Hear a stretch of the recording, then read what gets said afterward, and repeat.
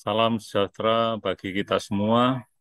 Pagi ini kita akan mendiskusikan tentang perbanyakan dan penyebaran gulma, salah satu subbab dari ilmu dan teknik pengendalian gulma.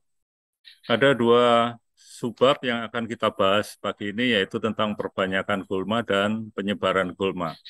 Yang pertama adalah perbanyakan gulma. Perbanyakan gulma ini secara umum sama dengan perbanyakan tumbuhan yang lainnya, yaitu pertama, perbanyakan secara generatif, yaitu perkembangbiakan gulma dengan menggunakan biji atau spora. Kalau perkembangbiakan dengan menggunakan biji, misalnya bisa kita lihat pada Echinophylla culonum, Cyprus compressus, Amaranthus spinosus. Kalau spora, misalnya dari jenis paku-pakuan, yaitu Marsilea quadrifolia atau Marsilea crenata, kemudian Dryopteris aridus. Ini adalah contoh-contoh biji gulma. Yang pertama adalah biji dari Asistasia gangetica.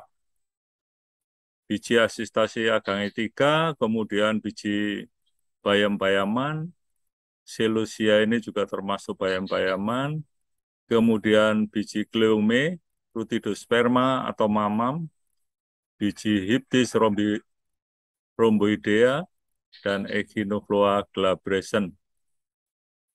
Bentuk dan ukuran biji sangat beragam. Kemudian masing-masing biji ada juga yang memiliki organ bantu penyebaran. Nanti akan kita bahas di belakangnya. Misalnya Tridac procumbens, Imperata cylindrica. Jadi biji Imperata cylindrica atau alang-alang itu bukan seperti yang kita lihat, sebetulnya dia lebih tersembunyi di bagian dalam. Kemudian Rinselitum repens, Agratum conizoides atau wedusan, kemudian Biden spilosa dan Chromolaena odorata. Bentuk biji yang mirip-mirip ya satu dengan yang lainnya, dengan alat bantu yang juga mirip. Alat bantu ini nanti berfungsi untuk penyebaran. Kemudian cara perkembangbiakan yang berikutnya adalah cara vegetatif, yaitu perkembangbiakan gulma dengan menggunakan organ perkembangbiakan vegetatif atau yang kita kenal dengan propagula. Misalnya stolon. Stolon adalah batang yang menjalar di permukaan tanah. Dan pada setiap buku atau ruas dapat tumbuh tunas dan akar atau anakan yang nantinya akan menjadi individu baru. Contoh gulma yang memiliki stolon adalah Cynodon atau kawatan, Centrosema pubescens. Kemudian organ perkembangbiakan vegetatif yang berikutnya adalah rimpang atau rhizom, yaitu batang yang menjalar dalam tanah. Pada setiap buku atau ruas juga dapat tumbuh tunas dan akar dan nantinya akan menjadi individu baru. Contoh gulma yang berkembang biak dengan menggunakan rhizom atau rimpang ini adalah Imperata cylindrica atau alang-alang, Scirpus grossus, ini jenis teki-tekian. Contoh alang-alang adalah bisa dilihat pada gambar itu, bahwa di dalam tanah itu kita dapati adanya rhizom yang masih berwarna putih itu.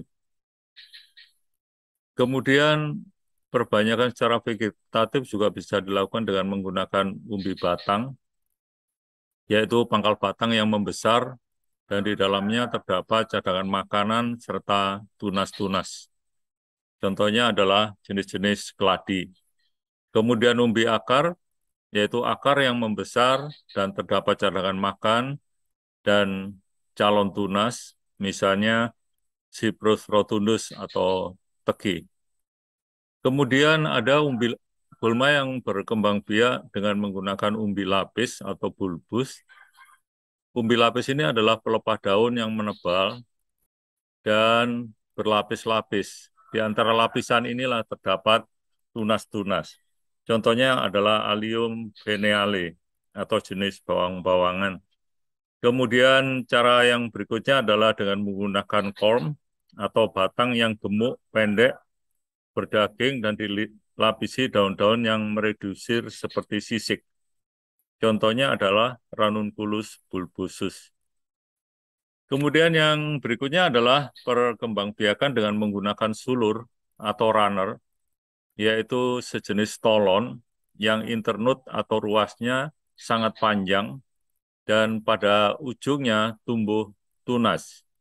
Contohnya adalah Pistia stratiotes, ini gulma air ya, Elephantopus caber atau tapak liman, dan Eichhornia crassipes atau eceng gondok.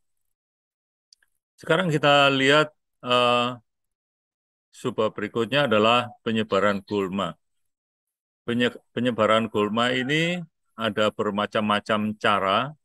Yang pertama adalah autokori, yaitu menyebar melalui kemampuan dirinya sendiri dengan cara meletuskan atau meledakkan buahnya.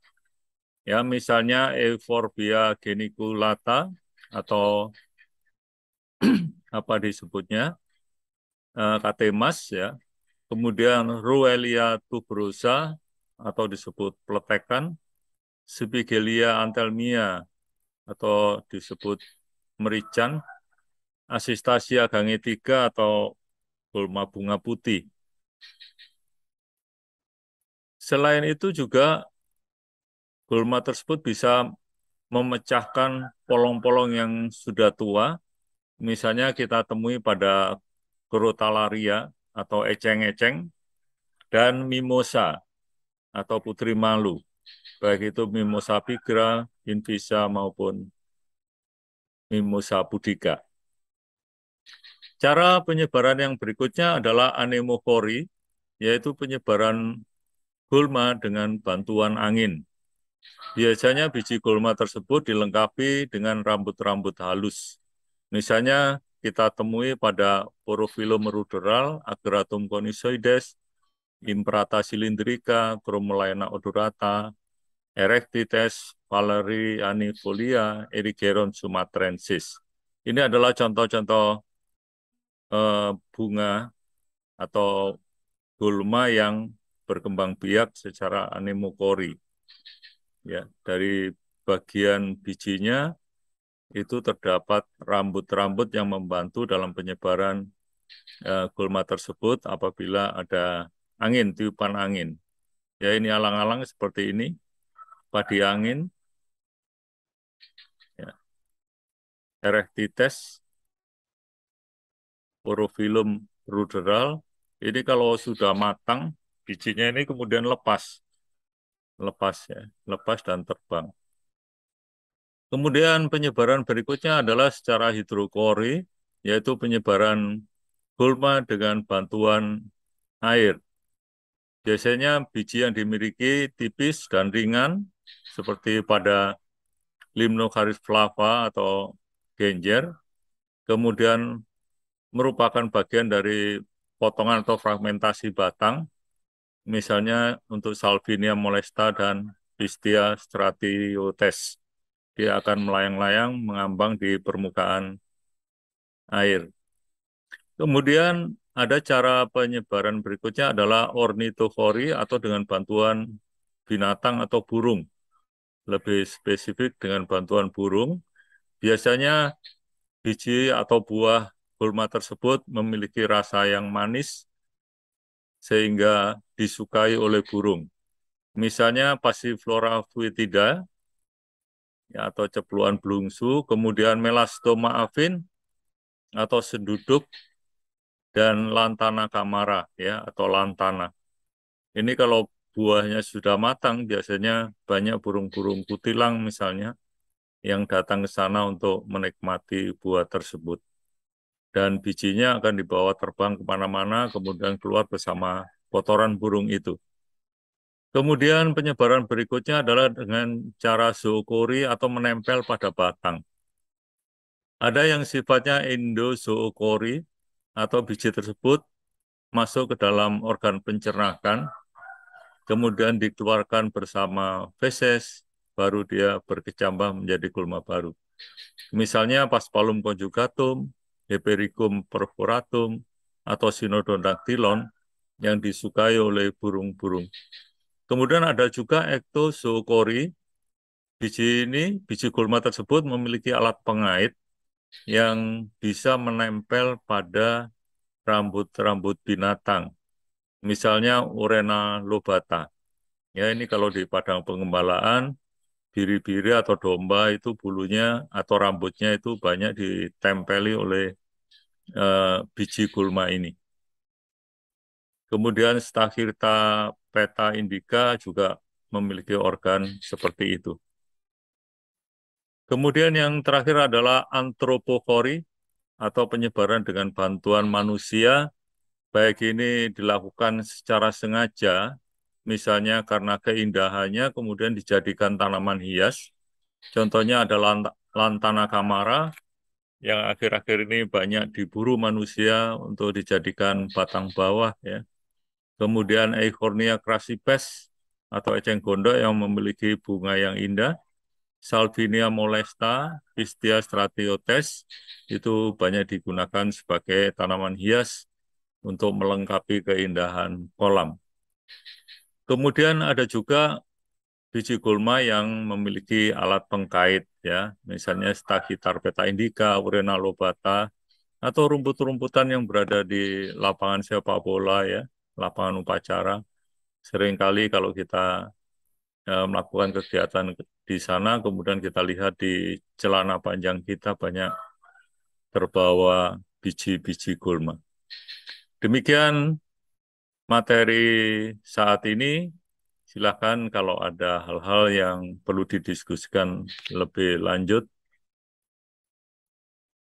Terima kasih atas perhatian semuanya dan kita akhiri pertemuan kali ini.